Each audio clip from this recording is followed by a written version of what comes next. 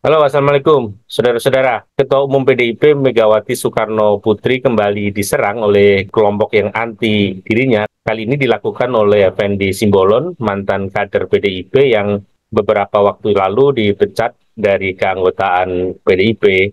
Dia menyebut bahwa Megawati seharusnya mundur, terutama setelah kasus Hasto Kristianto, Sekjen Partai, menjadi tersangka di KPK. Serangan kali ini menjadi rentetan serangan berikutnya. Kita tahu pada awal Desember lalu, mantan kader PDIP Joko Widodo alias Jokowi melakukan semacam serangan kepada PDIP sebagai partai perorangan, meskipun dia tidak menyebut bahwa itu yang dimaksud adalah Megawati, tetapi para analis menyebut bahwa yang dimaksud adalah Megawati.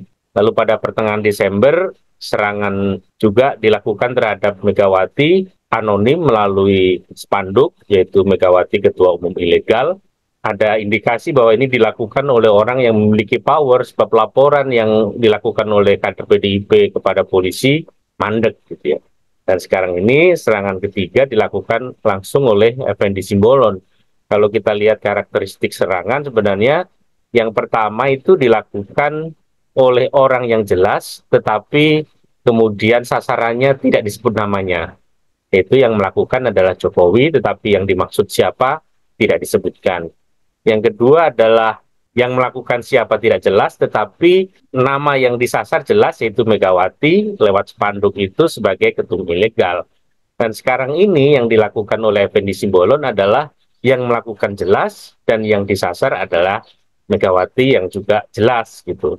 Jadi ada eskalasi serangan sepertinya terhadap Megawati ini gitu.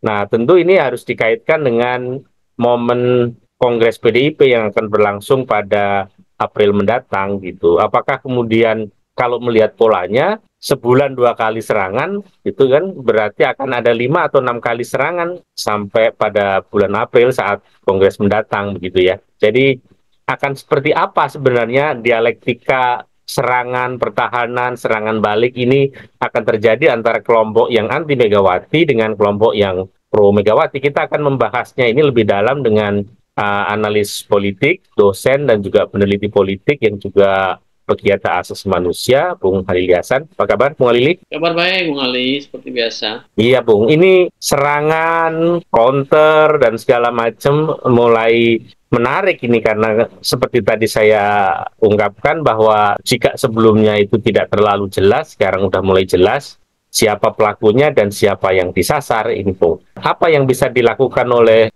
kelompok Pro Mega untuk mengantisipasi serangan-serangan yang makin intens dari kelompok anti Mega ini, Bung? Begini, Bung, sebenarnya saya ingin mengingatkan dulu dua hal lah. Saya kira yang pertama adalah bahwa kekuatan Mega itu sebagai pewaris Tra Soekarno, sebagai tokoh utama Tra Soekarno di PDIP itu sebenarnya sulit untuk digeser.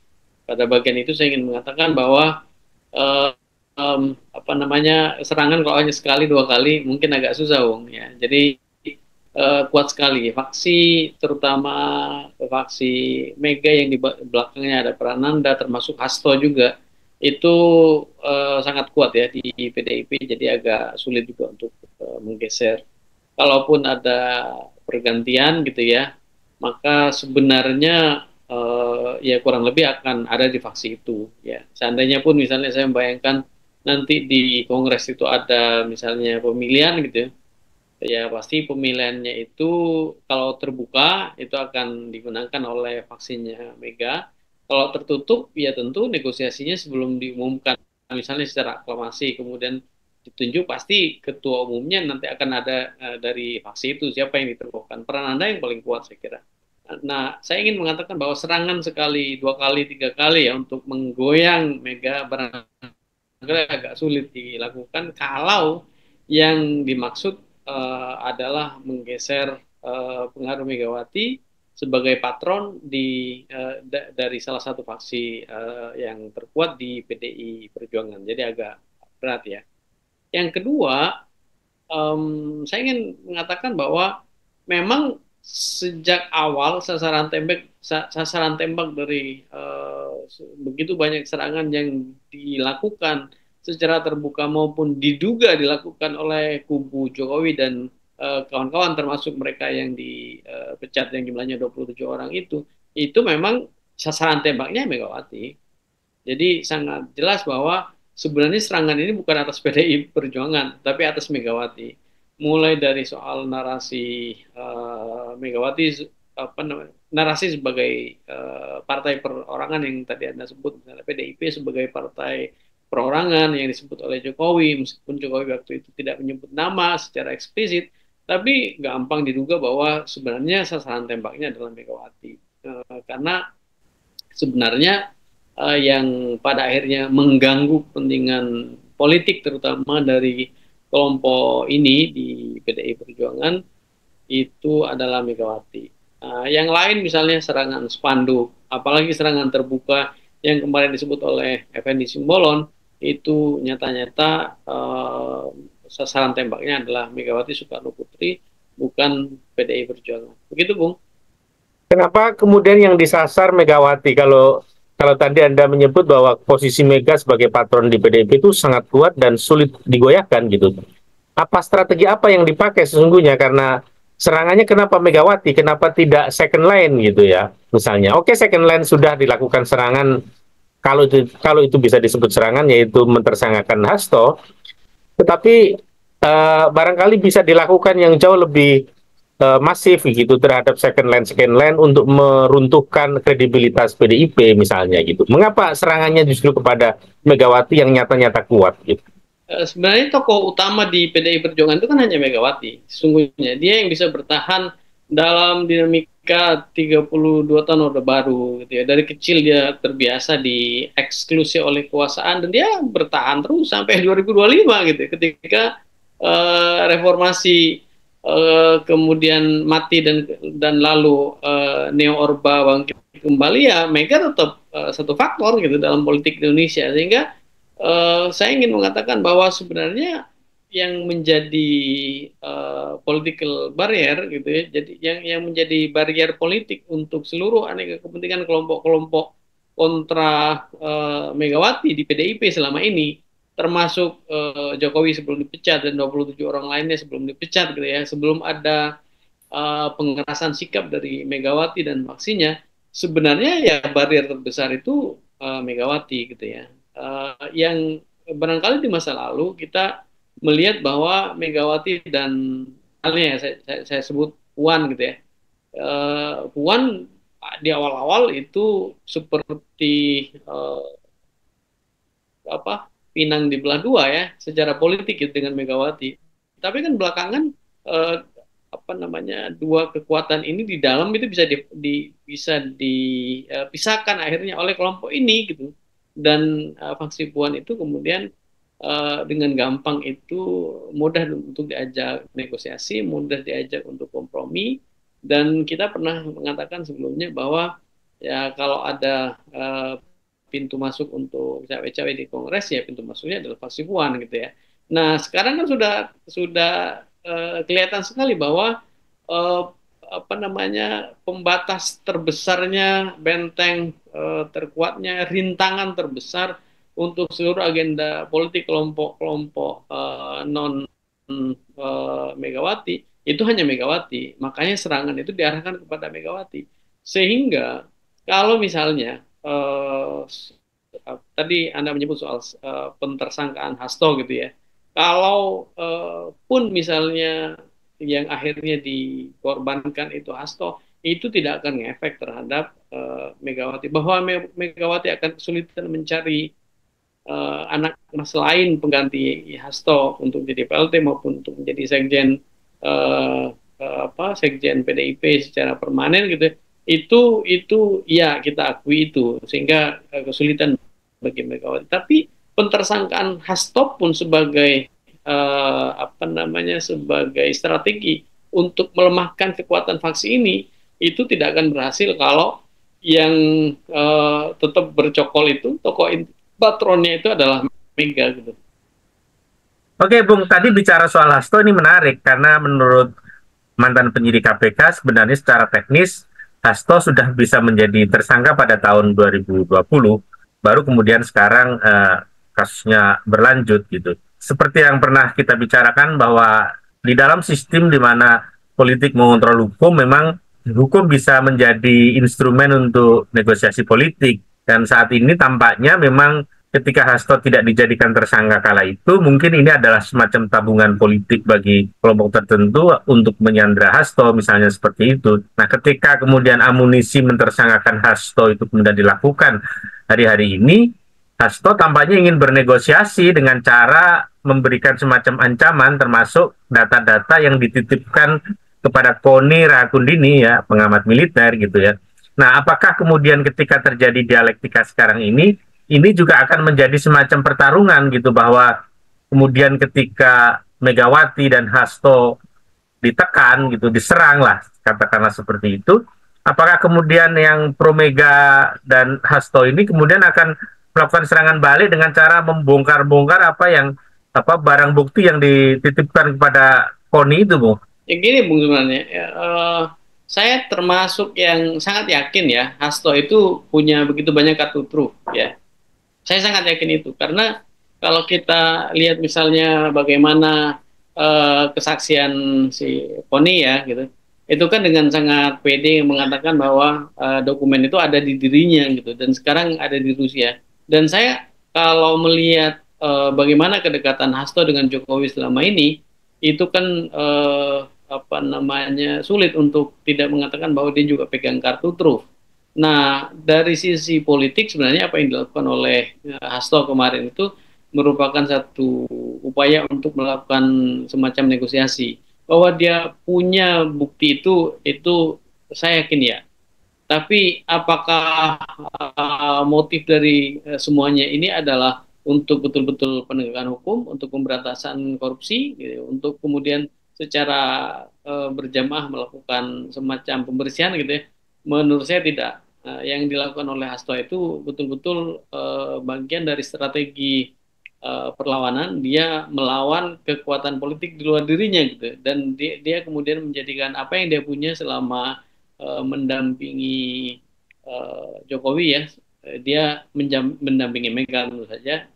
Jokowi kan petugas partai dan yang banyak berkomunikasi dengan Jokowi selama ini kan juga Hasto, sehingga tidak mungkin informasi A1 yang berkaitan dengan pengambilan kebijakan selama 10 tahun itu tidak melibatkan Hasto. Maka ketika kemudian Hasto dijadikan sebagai sasaran tembak, itu apa namanya pasti akan membuat Hasto terpantik ya, tertrigger untuk kemudian melakukan semacam perlawanan politik itu. Tapi yang menarik ini Bung ya, yang disampaikan kemarin oleh Effendi Simbolon ya, bahwa yang selama ini banyak membantu Hasto justru Jokowi gitu. Itu saya kira blunder Bung, itu blunder ya.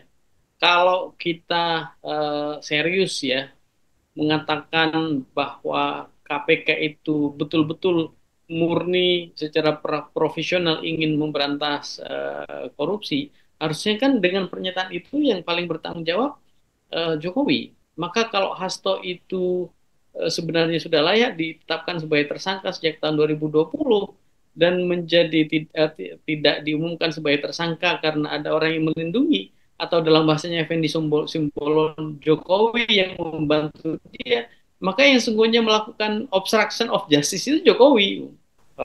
Apa yang disampaikan Effendi Simbolon akhirnya menegaskan dua hal, bahwa apa namanya keresahan mereka soal out itu terbukti gitu ya. Yang kedua, konsolidasi internal justru akan semakin menguat karena ada serangan eksternal itu. Begitu Bung Ali. Tentu kita masih akan melihat bagaimana tatur politik antara kubu pro Mega dan anti Mega gitu. Tetapi ada orang ketiga yang barangkali menarik untuk menjadi variabel untuk kita baca, Bung, yaitu Prabowo. Prabowo sebagai pemegang kekuasaan hari ini, tentu kita tidak bisa membayangkan dalam situasi seperti ini, di dalam politik yang sudah seperti ini, Prabowo mengambil posisi netral, Bung. Nah, saya kira dia akan mengambil posisi untuk memproteksi Mega atau menjadi bagian dari orang yang menyerang Mega, tentu saja dengan proksi-proksinya. Kalau Anda melihat ke depan akan seperti apa Prabowo di dalam memposisikan dirinya ini, Bu? Ya, Bung, ini isu PDI Perjuangan, isu Hasto, ini sangat penting bagi Prabowo. Ya, kita tahu Prabowo setelah dari Mesir kan mestinya ketemu dengan Anwar Ibrahim ya. Tapi kemudian agenda kepresidenan itu dibatalkan, di-cancel ya dengan alasan Prabowo kurang sehat gitu kan. Sehingga pihak Malaysia sebenarnya pada bagian itu dibohongin gitu ya. Karena yang sesungguhnya terjadi adalah eh, ada pertemuan kan di Halim gitu ya antara Prabowo dan beberapa petinggi politik di sekitarnya, ketua umum partai politik pasti gitu ya, dan beberapa lingkaran di Gerindra dan militer gitu, untuk menegaskan bahwa sebenarnya isu ini penting bagi Prabowo karena dia bukan hanya bicara soal stabilitas politik, tetapi juga bicara soal bagaimana dia bekerja keras untuk membuat semacam kemarin saya menyebut politik akomodasi yang over itu hanya untuk menciptakan stabilitas dan kemudian bisa rusak hanya karena isu Hasto gitu dan PDI Perjuangan. Menurut saya, Bung, pada akhirnya ini Prabowo akan menimbang begitu banyak hal. Yang kemarin dia katakan misalnya ke petinggi Gerindra bahwa dia belum mikir 2029 terkait dengan putusan MK. Itu justru menunjukkan yang terjadi sebaliknya, Bung. Jadi putusan MK itu menjadi faktor lain untuk kemudian Prabowo mengambil sikap dalam polemik antara Jokowi dan Mega. Kalau pertanyaan seriusnya adalah uh, kalau harus hitam putih memilih gitu ya di tengah putusan MK yang seperti itu, siapa yang harus diproteksi? Saya berkecenderungan bahwa Mega itu akan menjadi faktor yang jauh lebih penting dibandingkan Jokowi. Jokowi itu bagi Prabowo hanya soal balas jasa politik, tetapi PDI Perjuangan dan Megawati itu soal kesuksesan dia sebagai seorang presiden. Kalau dia tidak bisa merawat interaksi politik secara smooth dengan PDI Perjuangan dan Megawati, dia potensial berantakan sebagai presiden dalam 5 tahun ke depan. Saya melihat bahwa dia akan punya kecenderungan untuk dalam tanda petik membela Megawati dan PDI Perjuangan secara politik ya dibandingkan mati-matian menggunakan semua proksi yang dia punya untuk kemudian proteksi Jokowi ya karena proses politik yang berlangsung dalam sebulan terakhir terutama itu kan sebenarnya menunjukkan bahwa pengaruh Jokowi di dalam lanskap politik Indonesia itu kan sebenarnya jauh melemah dibandingkan ketika yang bersangkutan menjadi presiden gitu. Dan itu pasti dihitung oleh Prabowo sebagai bagian dari konsiderasi politik, pertimbangan politik dia untuk melakukan tindakan-tindakan politik ke depan. Itu Bung Ali. Yang pasti dinamika politik, terutama antara kelompok yang pro Mega dan anti Mega, masih akan berlangsung meskipun posisi Megawati sangat kuat, tapi who knows, mereka mungkin saja masih berusaha mencoba gitu sampai pada bulan April mendatang. Jadi masih banyak hal yang perlu kita analisis, kita baca day to day politik di Indonesia, terutama dalam dinamika di PDIP. Terima kasih Bung Ali atas perbincangannya. Kita masih akan membincang banyak topik. Sekali lagi terima kasih Bung Alili. Saudara-saudara, ikuti terus Politika 19 kritis mencerdaskan. Terima kasih atas perhatiannya. Assalamualaikum warahmatullahi wabarakatuh.